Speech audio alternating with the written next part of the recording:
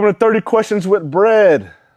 Cole and I each have 15 questions apiece that neither of us have seen pertaining to business, bread, and our personal lives.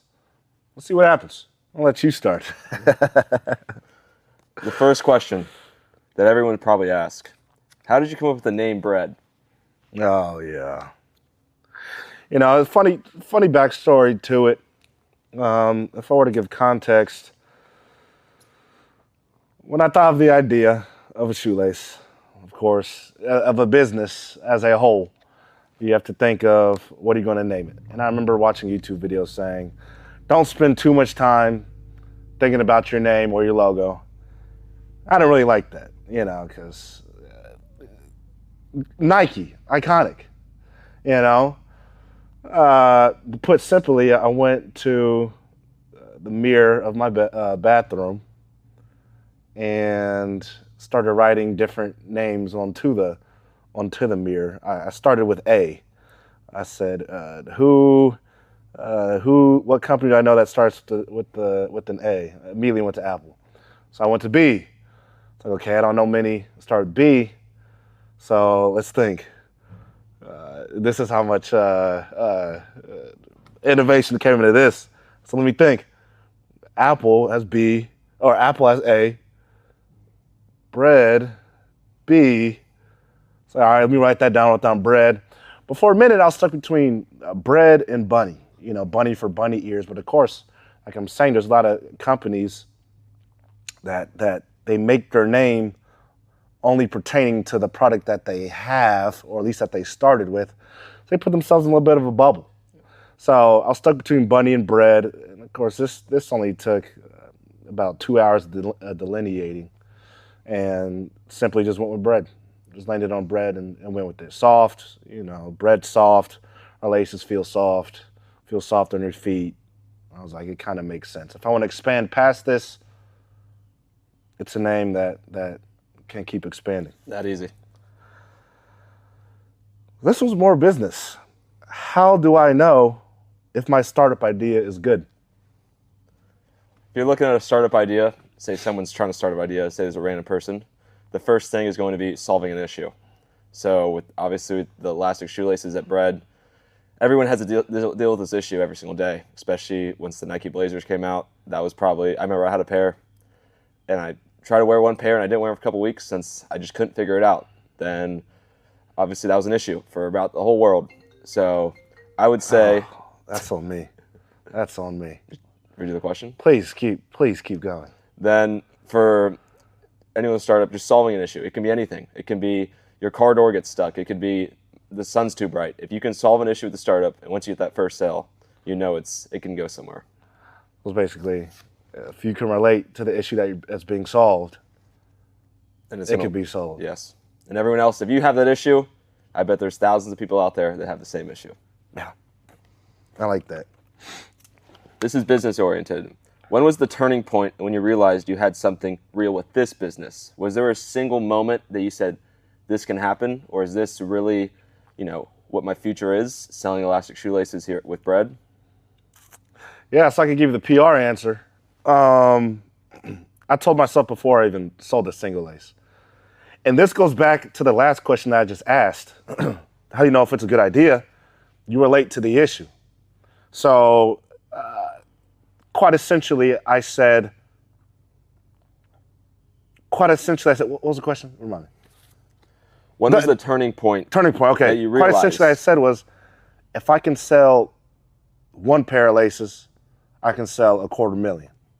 I may even have it written into the business plan somewhere because, you know, what people need to realize is, and I was speaking about this on a previous pod, is us as humans, we don't differ very much. As much as we like to exemplify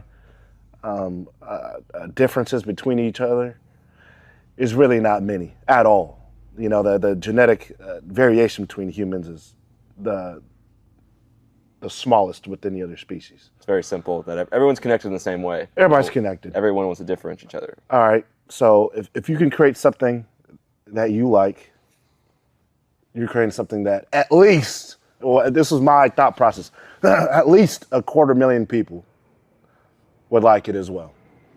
So the turning point came first day. First day, we had a few sales, and I knew if I could get a few, I could get more than a few, put simply. What did you want to be when you grew up? Is it what you're doing now, or is it what did you want to be when you grew up?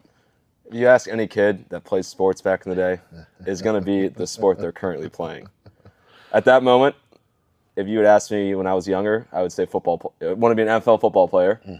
Then I started playing basketball. Obviously, I played college basketball. So I would say, if you're looking at it, you're obviously going to say an NBA player. You would say that's corny. But I would say growing up's that. Or my dad always told me the advice of, if you want to be wealthy and have like financial freedom, you could say, be your own boss or be part of bosses that work together. And so that would say, growing up was definitely that. But after my dad gave me that advice, I kind of realized once I stopped playing sports where I wanted to land. Most definitely. Yeah. Brought you to reality, I guess. This is the business question. Reality. His reality. What do you feel is the most understood aspect, the most misunderstood aspect of starting a company?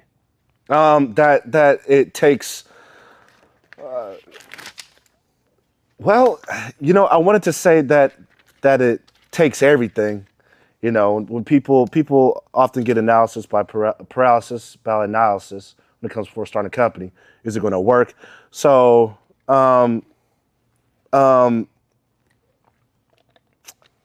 I think the emotional component of starting a business, what people don't understand, they think it's straight mental, and even I can't even say physical.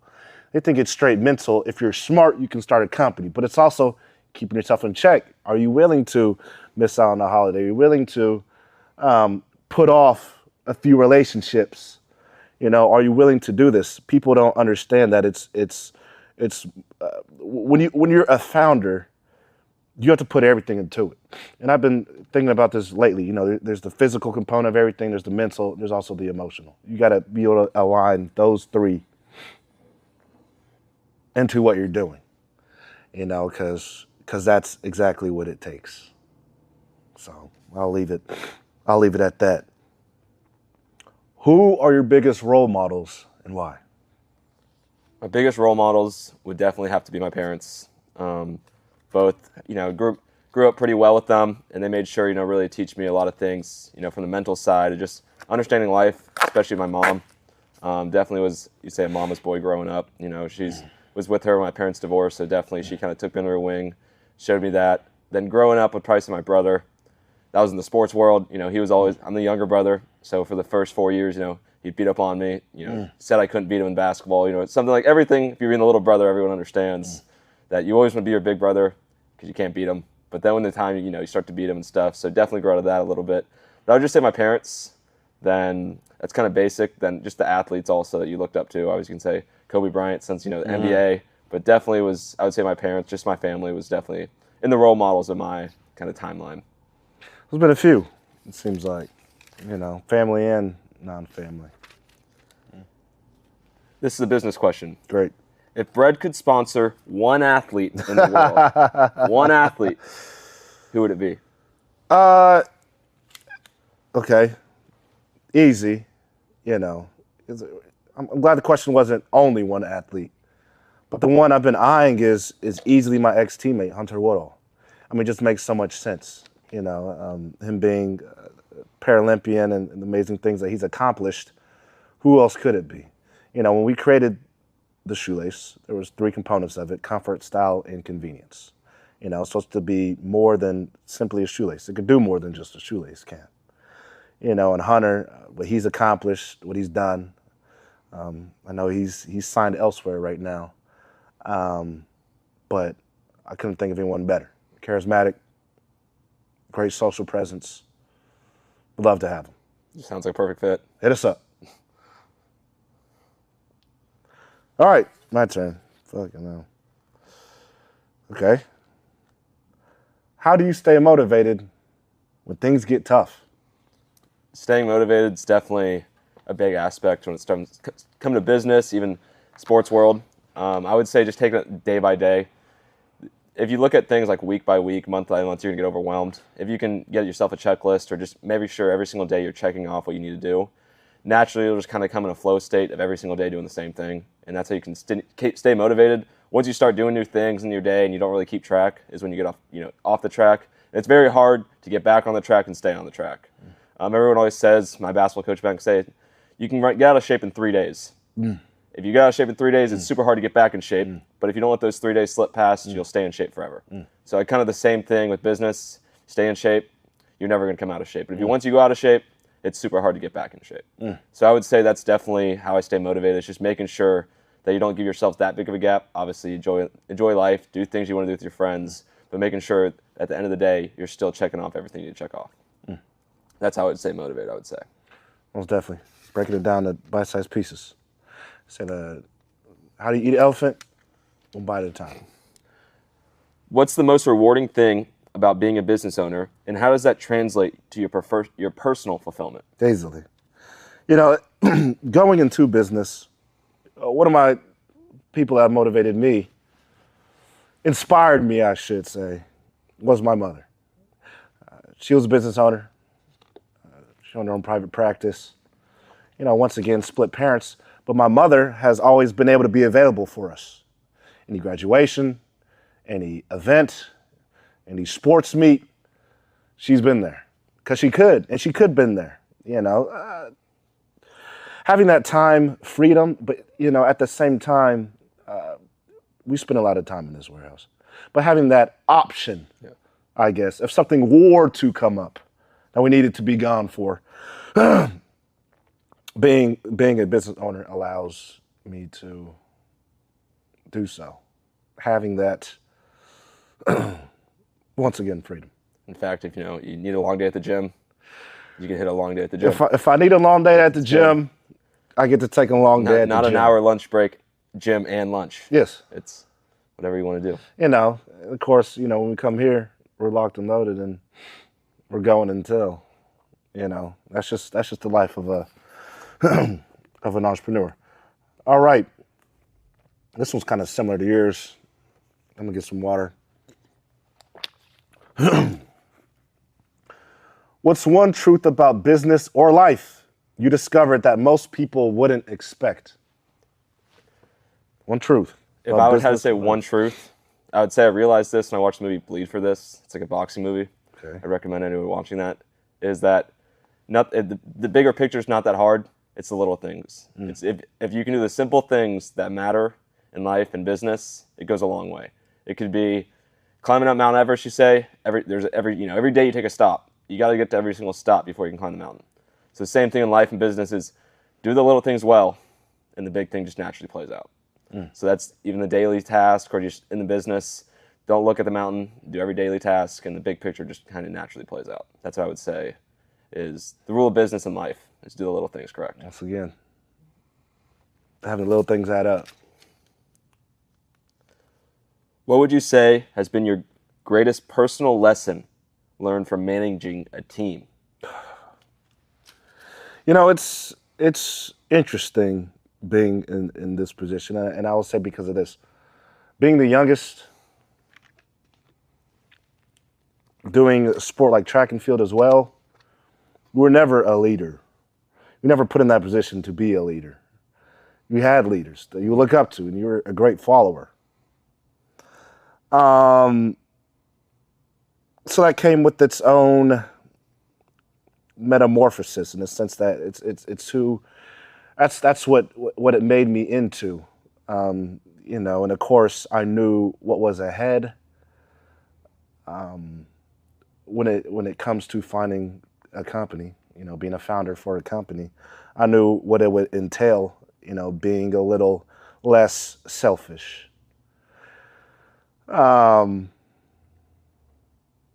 There's always that cliche of the youngest being, the most self-absorbed, and you definitely have to fight that when it comes to running a company and having a team alongside with it. That knowing that if there's an issue, there's no older brother, mommy, daddy, coach to go run to solve it. No, it's on you. Fix it, figure it out. And, I will say that, funny enough, pledging of attorney has helped. That's a story for a different time, but it's a journey every day. Obviously, not perfect, far from it. But it's a challenge that I'm willing to take on because selling the laces is one thing. You know, I find that quite easy, but managing a team in a way that a manager would, in a way that Nicholas would, best way possible.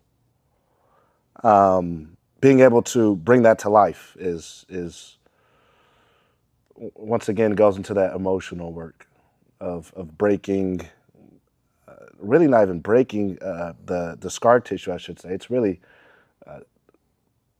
venturing into a side of the forest that you have not gone towards. You know this part very well. Just learn as you go. Learn as you go. I guess I'm a great follower. I was learning how to be a leader. And becoming that, having people to look up to, and a little emulation happening from that. And of course, we could really go into it. Part of it is also learning, how to set boundaries. At what point is it enough? And you have to, let's say, take the step into releasing somebody. At what point is enough? Because when you're a follower, you don't have to worry about things like that. So having more of a backbone, of course. Growing up, as possibly with the split household, you really learn the ability to fawn.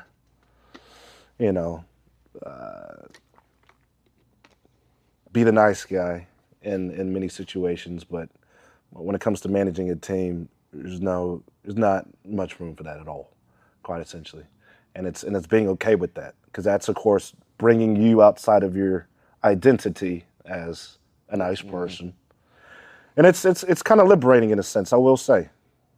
But for me personally, I say it would be making sure this never gets out of hand.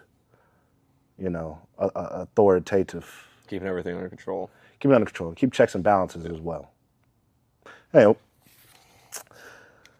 how should a business adapt when competitors suddenly replicate its product or service?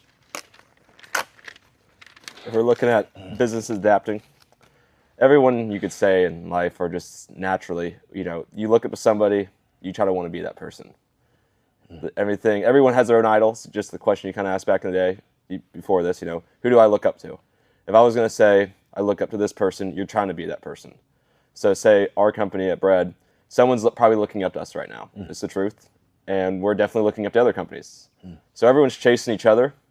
The difference is really just building, as managing a team, having the right people in the building, making sure that everyone's on the same, creative aspect of things, and pushing new limits. That could be trying out new things, giving yourself different daily tasks that you've never done.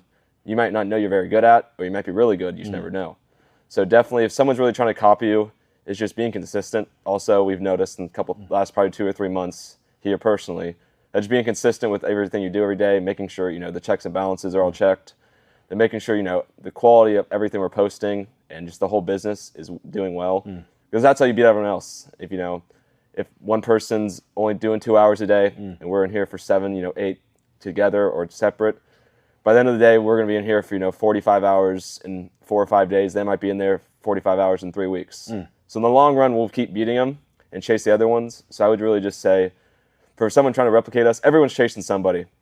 The only way you can stay ahead of the chase is continue to grow. And growing is in every aspect of the business, through fulfillment, having the warehouse set up right, to making sure we're time efficient to every single thing we do. No one can catch you if you're being efficient with your time. And that's what I would say, keeping up, making sure that you're running your own race and don't really look at anyone else. Efficiency. I like it. This is a personal question. Great. What's a personal fear you have faced that you never expect to confront as an entrepreneur? That I have faced that I didn't expect to face it. Well, I'll ask one more time. What is a personal fear you faced that you never expected to confront Past as an tense. entrepreneur? Uh, okay. I if anything, legal trouble. I haven't. I guess in a sense, I haven't faced it. I'll tell you a story though. I have an accountant, you know, um, and we were almost. I guess we were a little late of sending off some form, probably some state form or whatever. And one day I was coming back home from the gym. I pulled into my driveway, and there's a car waiting next to my mailbox. They come and block me in, and I'm wondering, what the hell is this? You know what I mean? It's a guy and a girl. A girl serving me papers, quite essentially saying, you have 3 days to submit this form. You know, as somebody growing up that has not gotten in trouble very often, that scared the bejeebers out of me. But, it just gave you, obviously, it was no real trouble, but it gave you a little taste of what could happen. So now I like to obviously make sure there are P's and Q's, especially when it comes to the legal side of things. Make sure that is taken care of, even if it's outsourced, which oftentimes we do that, and make sure we don't get two positions close to the one that is shown in that. Who wants to be in an orange jumpsuit? No, yeah, you never know your fear until you really have to deal with it. Quite essentially. So that's that. What's the best way to build a strong startup team, or let's say operations team, or a financial team? What's I would say the best way of starting, really building a team is first everyone understanding each other. Everyone's different. Making sure you have your own way of thinking. I have my own way of thinking. That's the truth. Everyone that works here has their own way of thinking. It's really understanding every single person's way they think. So if I'm going to assign you a task, and I'm going to say, just do a basic example. Say Nick hates writing. I'm not going to assign you a writing task because I know you're not going to give me your best effort. So I know I'm going to get upset if I assign you a writing task and you give me the work. I'm going to say this is not, and then we're going to have an issue with each other. But say you really liked, creating videos. I'm going to give you the creating video task. So you're going to excel at your work. You're going to enjoy working. You're going to want to come to work every day. And so then you're going to turn in better stuff to me. Then obviously our connection will come deeper and deeper since you're doing good work and we're going to build trust. It's really just building trust in each other. So let's just say, you're looking up to somebody. Say, I'm the boss and you're a worker. Making sure that if you're the boss, giving the worker the work he wants and really the work that he's good at. Or you can train him. For an example, let's say we have a worker that's slacking off and he really hates writing. I'm not going to go give him writing essays and say, you're out of here. But if he really wants to do videos, I'm going to give him a shot at that. I'm going to yield that trust. And if that trust is built, he's going to become a great employee, work his way up. So I would say really a startup is giving everyone where they're good at and making sure that everyone's trusted through each other, and that's through doing good work. That would probably be the best way of building a team. Is just making sure everyone's doing the right thing. Just like in basketball, you could say there's 5 positions for a reason. A center can't play point guard, and a point guard can't play center. So everyone has their own role. If everyone does their role together, they'll win a championship. So that's the same thing as a startup. Everyone has their role, you do your role, and you'll be successful. And that's the same thing in sports, same thing in starting a business. So they very do translate pretty well. Us both being ex-athletes, we understand you do your role, and the team's very good. So it's the same thing as being a startup. It's a team. It's a team, completely. I hear people say there's a difference between team and family. There is. We get that later. All right. This is a personal question. Oh, it's your turn. Please. If you had an opportunity to write a book, great. What would the theme of the book be? All right. And what would you want readers to walk away with after they close your book? For sure. What would you want their thought process to be? For sure. And I've thought about writing a book for a while now, actually. Is this going to happen anytime soon? Probably not. There's still a lot to learn. The autobiography, if it was a book, that'd be the theme. The story of my life. Principles that I have learned living. Obviously, it's only been 23 years now. But by the time, what can they take away? Quite essentially, I want to, in my lifetime, for what I can, break down life to its most fundamental way, in the most subatomic fundamental way you can of life, of rules that simply are how this life thing works, that are hard to invalidate, quite essentially. So principles. Probably a book Principles of Apprentice.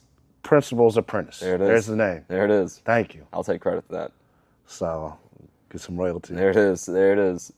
It'll be as simple as that. And oftentimes now, I hop in the journal and start writing, what I think is right.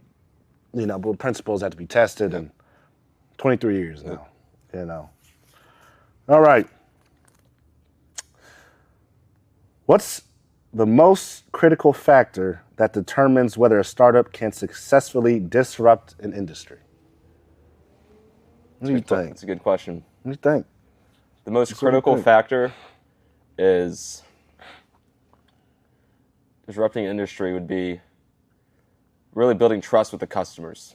So that's if you're dropping a new product line. That's if the first customer buying your product is the biggest risk of them all. But I would say if you can build trust with your customers, that could be from reviews, that could be from anything, you'll always dominate. For an example, obviously everyone knows what Nike is. Nike's the biggest company, in the retail world pretty much forever.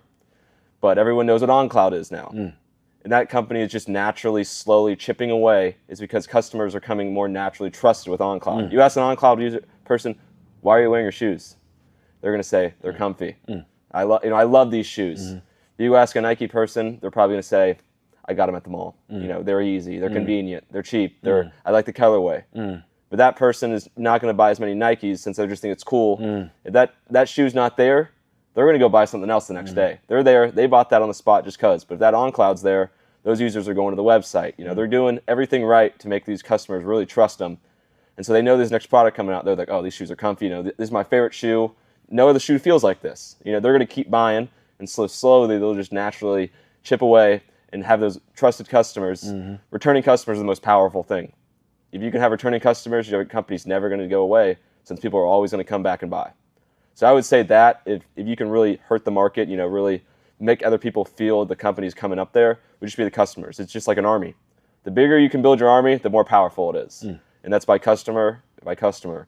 So obviously the bigger companies already have their army, but they're doing different things. They're not really focused on the customers, really the experience. And so those companies are focused on the customer, really customer service, just everything that makes the customer feel wanted. And that's why they're going to keep coming back compared to other companies. You're saying these large companies that we're seeing, they're building armies you think that are too large for them to be able to manage. They're large, they're very large, but the issue is you could almost say all their customers are not going to go to war for them. We're talking about an army. You might have 1 million soldiers, but only 200,000 of them would actually fight for you. OnCloud might only have 300,000 complete soldiers, but 200,000 would go. So just the percentages are just completely different by trusted users. And I would say that's, how many people will really stand for your brand is, if that number can continue to grow, people standing for your brand, all it is, hey man, I really like these shoes. You're going to ask why, and I'm going to tell you about it, and you're a trusted customer. So the more trusted customer you can, by the word of mouth and people really, talking to each other is the easiest way for your brand just to naturally just keep taking over. I would say that's how you really, hurt the market, building a customer base that really trusts you, and they'll always come back. That analogy of fighting is equivalent to somebody speaking about your brand. Or someone spending about your brand. Or you have a new product, you got 1 million people, but only 200, 20% buy. You have a new product and you have 300 people, 200,000 out of 300 buy. It's a percentage game. And so obviously the company with better percentages is going to win. Amazing. That's what I would say. This is more of a personal, sort of mixture question.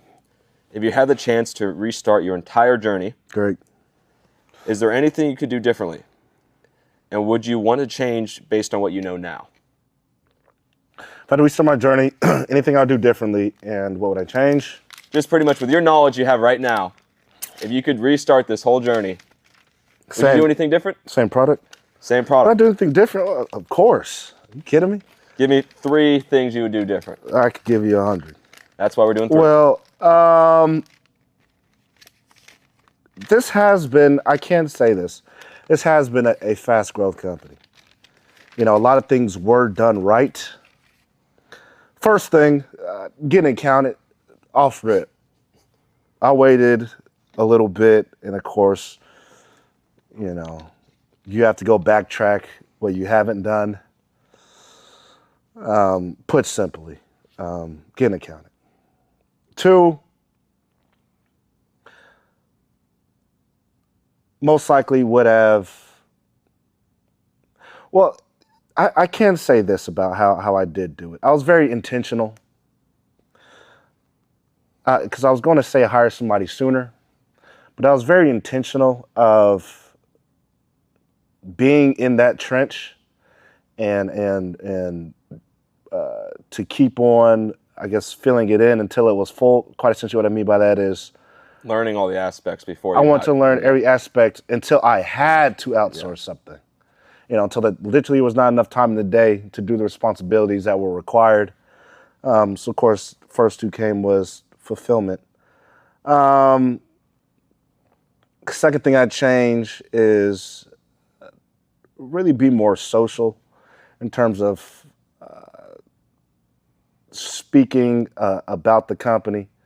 For a while, you know, I like to keep it on the private side of things because it could feel a little show-offy when you're constantly speaking about it. So I guess that really, you know, goes into the third, which is trusting that the idea was going to pan out as expected.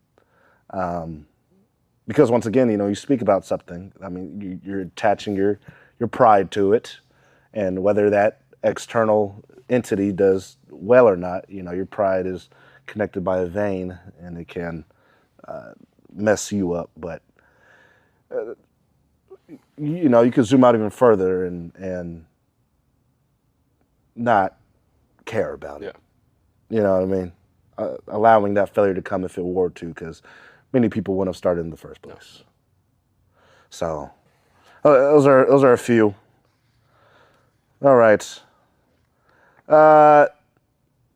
Do you have a long-term vision, I should say, for this company, for Bread? Do you have a long-term vision? Is that something that that you think about? I would say our long-term vision is we've always kind of joked around about it, you know, where we have to walk in here, you know, wearing a suit, you know, since we're going into our office, you know, something where it's just we have a team, you know, built out in front of us that everyone, you know, they say there's 25 employees. We walk in, this team's doing their job, this team's doing their job, this team's doing their job. You know, obviously, then we would be just, you know, managing the company, you know, making sure everything's going right. So the long-term vision, I could see this being, you know, forever. This could be a forever thing, and that could be just from, you know, new product lines. That could be just from the shoelaces. With the pace we're growing at, there's no signs of us stopping, and so really riding this out until we can't ride it out. And that could be us riding it out for 60 years, which would be the best thing ever. That could be us riding out for 20 years. But if things change, you have to adapt.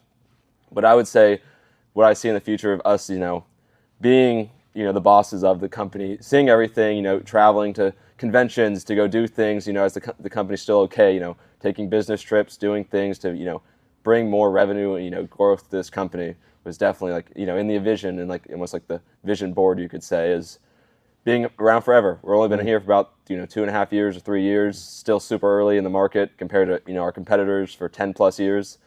I truly think if we're here for 10 plus years compared to the competitors, we will, you know, they'd be the competitor of us. They'd be looking at us and saying, man, we got to chase them, you know, and that's from the question you asked earlier is how do you make, you know, name in the market? We're building an army, and I feel like we're building trust with everybody from our reviews, and that's how I think, you know, we can really, in 10 plus years, change everything and be the, you know, the head of the elastic shoelaces, especially just in this product line. So I would say that's, you know, the future of this company. Growth. This is personal. All right. What does success mean to you on a personal level? Just success. If I ask you, what is success? Everyone has a different way to think about it. What's success to you? I guess we go philosophical. I believe, you know, success. Let's start it with Ways that it has been defined by society. First of all, obviously monetary. That is a domain some would say is success. Can't exactly. That's one of those things you can't disagree with, but exactly that's not all of it. Some will say success is reproduction. You have kids. I'm successful. I have spread my genes. But for me, success is freedom of fear. And why fear out of anything? To me, if you have two dipoles and fear is on one side, love is on the other. There is no love with fear. There is no fear with love, quite essentially. So when we think of if we embody love, the success that comes from it is, well, part of it, as we said, were the previous domains I just listed. And, on top of that, you could add peace, love, and happiness, all encompassing, freedom from fear. For me, fear of the future. Sometimes even fear of the present. But to be liberated from that, that's what success looks like. So I know it's possible. I don't know if anyone can relate, but I've had period of moments in life, even if it's just for a minute, two, sometimes not even an hour, that you just feel so at peace, so freed. Really in the flow. I feel really in the flow state, and really, there's nothing that can go wrong. And I believe it is possible to sustain that indefinitely. So, what does success look like? Freedom from fear. Freedom from fear. That's a good way to put it. And we'll leave it at that. Funny enough, next question is actually, how do you define success, and how has that definition changed over time? That is quite essentially what that says right there. How do you define success, and how has that changed over time? Please, love to hear. Bouncing off your answer, it's pretty similar, I would say, our successes. Obviously, everyone thinks success, obviously, you said monetary. Everyone's success is driving a nice car. Everyone is success of, everyone has a different way to put it. I would say my thought of success is just having the freedom of really doing anything, That could be going to go on a travel, you want to go on a trip with your family. That could be going to go do something. Really, we don't have to really think about, what's your next step. And that's, in my eyes, being successful is setting yourself up. That's, we're not looking, we're both 23, we're super young. We're not looking, to be crazy, go crazy right now. I think we're both, success is 5 years down the road, how successful can we be? We're still young enough. We're setting yourself up in every way you can. For success is like being successful. It's kind of weird to put it, but most kids at our age, 23, getting their first job, getting their first thing, they're really just figuring out life. I'd say we kind of understand what we want to do, our visions. We have a different opportunity than other people. And so making sure that we set up ourselves to be successful. So when that time comes, the success is already played out. So really just setting yourself up, down the road to be successful, even though you're doing the work now, you're successful then. So my eyes being successful is just, having the freedom throughout life. And that's the way you do that, is setting yourself up for success, which we can. So that's what I would say is being successful. There's levels to it. There is. Is it a destination, or there's levels to it? I wouldn't say there's a destination. It's a spectrum.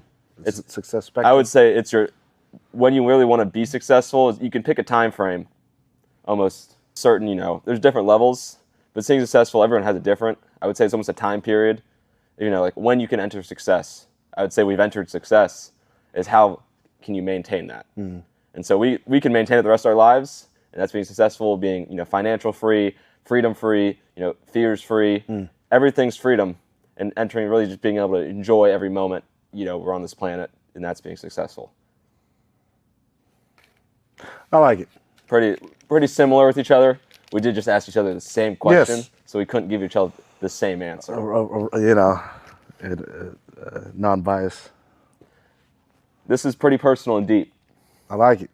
What's a secret ambition that Nicholas Prentice has that you haven't told anybody? Most definitely.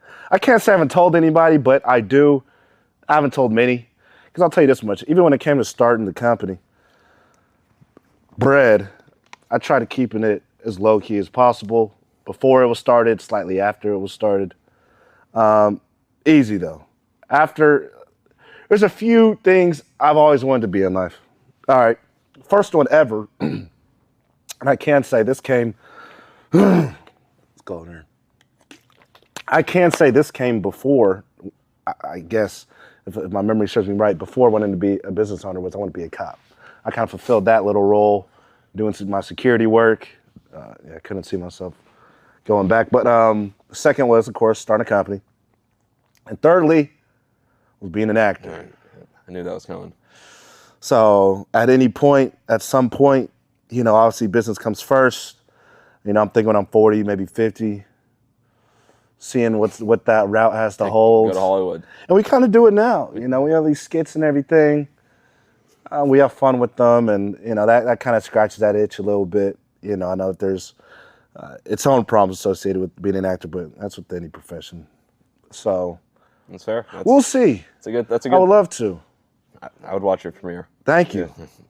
Somebody has to replace Will Smith. Yep. Or The Rock. Shoot. Let's make sure I keep this. Most definitely. All right. What is your guiding principle when making high-stake decisions? When it really matters, you have a day, 24 hours to make a decision. What's your guiding? My guiding principle is obviously making sure it's logical.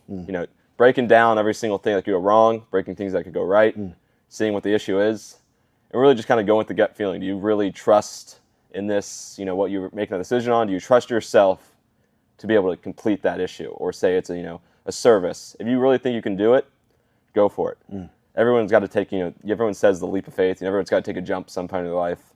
If it logically makes sense, or you really think that, there's enough passion behind it that you can fulfill that, I would say go for it. That could be anything.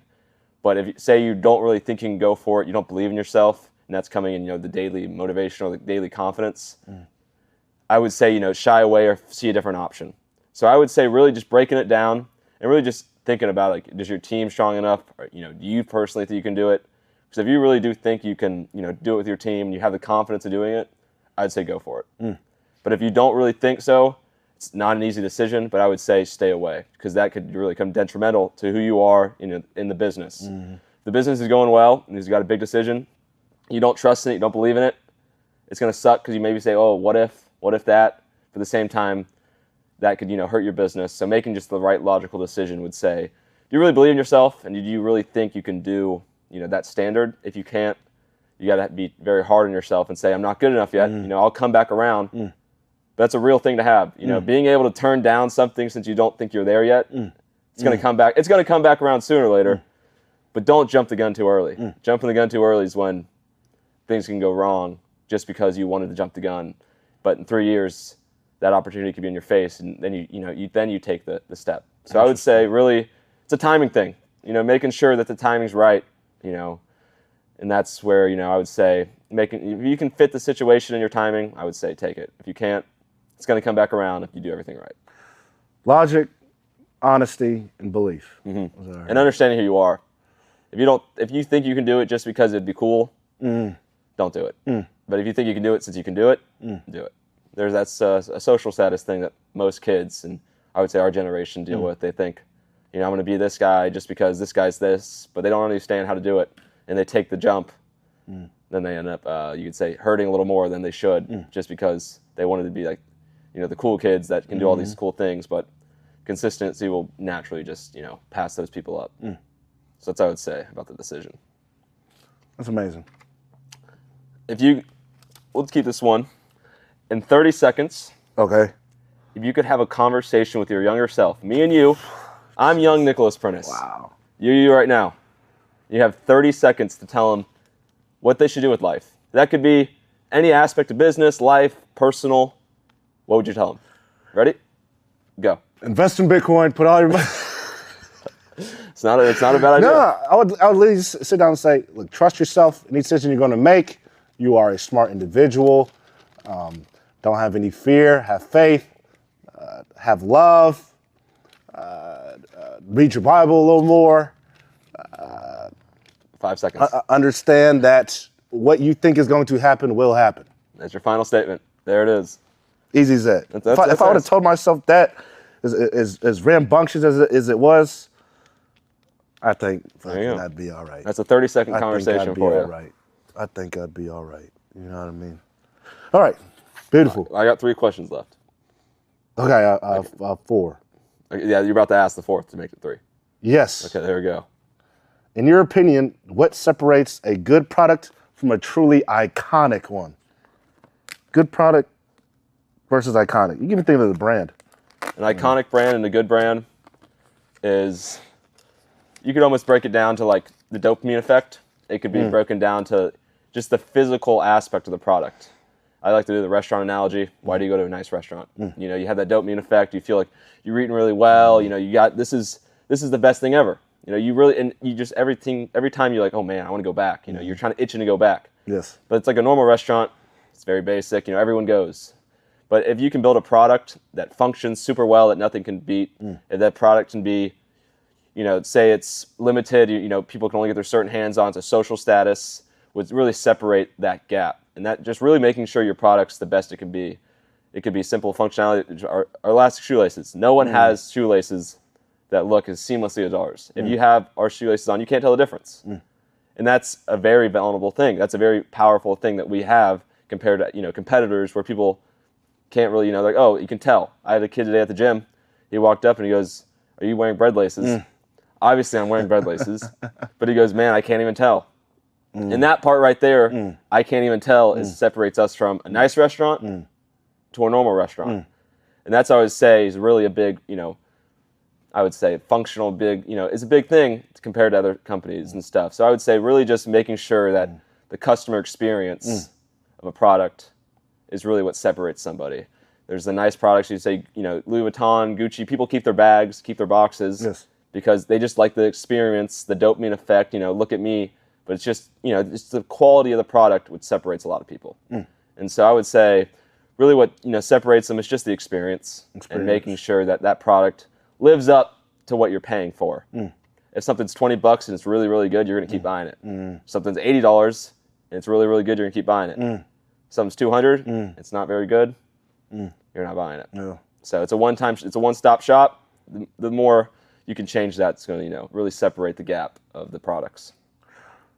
Quality, the experience from the top of the funnel all the way down to the bottom, down to when they're consuming the pasta. All right. Now it's your turn. If you could master Easy. any skill outside the business, Outside of business? one skill that you could say, pretty much you want to be a gold medalist of one skill outside the business. Listen, I know there's probably a lot of great answers to this, but right now I'm trying to learn the piano. All right, and I'm putting in the time. I am getting better, but I already know this is probably going to take at least 10 years to get damn decent at it. All right, give me the piano skill now. That's what you're taking? I'm taking it. You do practice every day. You do go back home every night. Yeah, you know, late. It's midnight. We're over here. Drowsy playing. Yeah, I mean, easily. And I can say this, you know, even if I did have that skill, business is just so, it just scratches that itch that I wouldn't even go try to be a concerto, you know, and out there at concerts. But, you know, I love to have Brino to pull that one out. Yeah. You know, I went to I remember during track and field, we were traveling. I think we were in North Carolina, staying at a pretty nice hotel. They had a piano in the middle. Like, I love to hop on here and let it rip. Let it rip. You know, all I knew was chopsticks. Mary had a little lamb. Yeah. Anyway, piano. Easy. I'm trying to learn that. That or Spanish. I don't know if I already asked this, but what did you dream of becoming when you were a child? Did I ask that? You did. I did ask that. You did. And you said sports. We said sports. And you said sports. As you're being a child. Okay, let me come up with one on the fly. I have one that's pretty. What? I got one. Let me take that a level deeper. You might mention this too. What did your parents want you to become growing up? Did they have, they forcing? I would say they didn't really force anything. They did let a lot of creative freedom kind of, let me kind of pick where, I switched sports a couple times. Obviously, I moved a couple times. So they really just kind of let me naturally just kind of play into, what I was going to play. Obviously, they guided me through certain things. So I'd say they really weren't pushing that hard. Obviously, my dad grew up in Texas. Every dad in Texas, loves the Texas football. The dads are pushing the football every time. That's what it is. And I obviously switched to basketball. Then a little different, but I would say they didn't really push me, be anything. Just kind of made sure I was on the right path. It was pretty, I would say, a pretty successful way to parent. Just making sure I'm on the right path and let everything just naturally play out, and give me really a lot of trust and trust me to make the right decisions. And in high school, I would say I made the right decisions, and was very conscious and surrounding all myself with good people and making sure that I wasn't going off some wrong path, and my parents trusted me to do that. So I wouldn't say nothing too crazy, but they definitely just let me kind of be who I am. It's good. We had kind of already talked about this jokingly. All right. If there's a Nicholas Prentice movie, who's Nicholas Prentice? Who do you want to be acting as you? It can't be me, I'm guessing. Can't be you. There's a movie about you. I don't like the first name that came to mind. Who's the actor? I don't like the first. I mentioned Will Smith. Yeah. I was like, I guess it'd be Jaden then, but he couldn't do it. Listen, I'm not much of a movie guy. I don't know too many actors. They'd have to somebody that could get the height right. I'm 6'6", a tall individual. And look, and this is what it comes down to in acting. I think of it less as the person. Everybody has their breakthrough movies. It's more of less of the individual that they're portraying, more of the individual that is portraying the person. So the actor. I would say on the count of three, I'm gonna guess, and you're gonna say it too. We're gonna try to. Who I think? Yeah, and I'm gonna think who I think. All right, let's go. Let me restate mine. Okay. Let's go. This is this person in their prime. Okay. I'm about to say this person's answer. They're not in their prime anymore, but this is this person in the prime. Their prime. Okay. Oh well. Okay. Okay. The movie person I'm saying. I'm not right now. Okay. All right.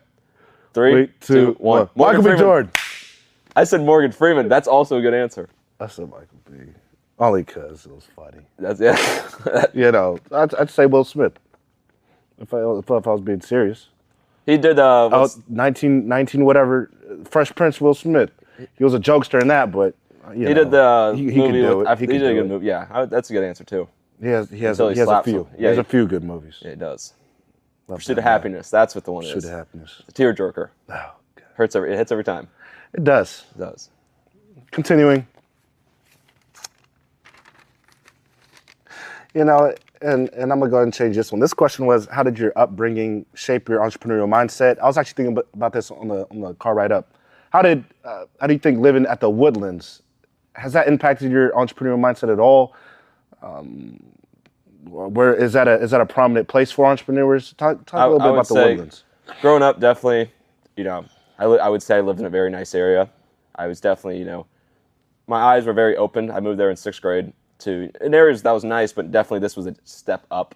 And so definitely seeing like the wealth, meeting a lot of people's parents, a lot of them was always kind of entrepreneurs or started their own business. Obviously seeing that really kind of opened my eyes to, this is a real thing. There is in life, there is a gap, from, every status, and definitely living up in a higher status area definitely makes you want to achieve that. Also with my parents, they really didn't, really push me to I would say they made me still, had a job during high school, making sure that, I wasn't just the kid that's just going to live off my parents. I wasn't going to be the kid that just, we live in a nice area. Here's this, here's that.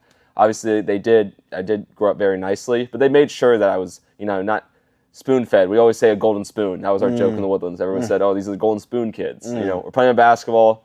People have a golden spoon. They're holding up a golden spoon to clown us. Wow. But obviously that's what everyone thinks about it. It's not wrong. There's a lot of people in the Woodlands where I grew up that was naturally a golden spoon person, But I would say just seeing that type of wealth and, visualizing, that could be you someday. It definitely gives you some, motivation. Say I go back or something, you're going to, be in a nice area. That's like if you go travel somewhere cool, and you're a super nice area. It's like, man, this is nice. How can I do some things to get here? So I would say it's definitely opened my mind because it gives you a sense of it's accomplishable. Most people that, say you grew up in an area that's not, it's kind of hard. You see YouTube videos, it's like, man, it's cool, but you don't feel it. I felt how that level is, and people can accomplish it, and people have. So I would say that's definitely kind of gave my mindset of, there is a higher step. How do you get to that higher step? So I would say it was beneficial when living in that situation. Inspiring. It was inspiring. I relate to that. My last question.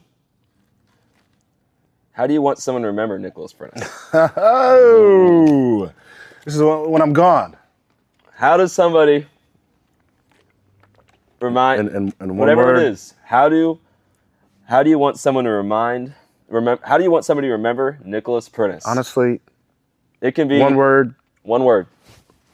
I want to say courageous. Good way to put it.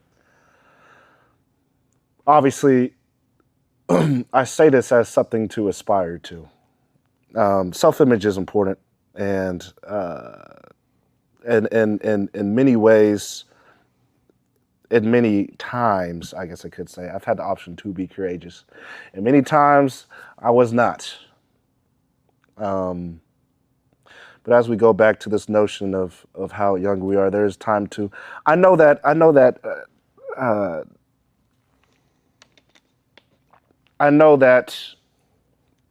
As I go back to talk about this fear component, that it's all imaginary. It is. But it's very hard to break out of that Imagine. That dream. Because fear is not real. That paradigm. It's not real. You put fear in your own head. And it all comes from right here. Like running. It really does. It's like going to run a marathon. It really does. What would you think your fear is running a marathon? What if I pass out and die? But you're not. Asthma. The whole thing. You just thought of that. It's just anything. The fear kills people. And in a sense, it's the anxiety kills people. The poor mindset. And just recently, I've been trying to relate an eating diet to a mental diet, where you're consuming. It's true. Versus what you're consuming here, and how you could draw parallels between the two. It's all everything's a factor, from social media to what you're eating. Everything, it all adds up. So, yes.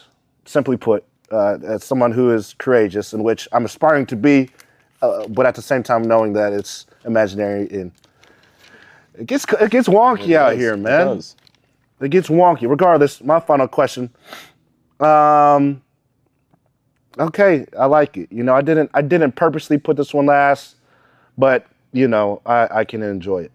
What mistake that you made early in your career, or even in life, that's taught you an important lesson? What mistake have you made that has taught you an important lesson? Early, I would say the biggest mistake I said was really not. I went through a phase where didn't really trust myself. And that would be from sports world to really anything. Knowing your value, knowing your value, and who you are. I would say it's definitely a mistake I've made. Making sure that if you know who you are in any situation, any room, you're going to be confident. Really being confident with yourself is, once you can figure out how to be confident in any way you are, figuring out being confident, in the classroom, figure out being confident in the gym, speaking to somebody. I would say that was a mistake not a mistake, but I was not that great at. That was kind of a mistake, kind of the same thing. It was just not being very confident with who I am and my value. And that was just, I would say, separates a lot of difference. The more confident you are in yourself, really, you can do a lot more things than other people. Yes. So I would say, not really a mistake, but in the same way, when you look back at it, it's like, I made a mistake in not doing that. So I would say mistakenly not being very confident in just everything, trusting who you are, since you can't change it, And once you figure out that you can't change it and it's who you are, is not a mistake anymore. And that's, I definitely have in the last year or two really figured that out, and seen really, personal growth and just kind of growth on myself after figuring out, be confident, and, everything will play into it how it plays. So that's what I would say. Most definitely. This has been 30 Questions with Bread. Let's get this bread. Perfect.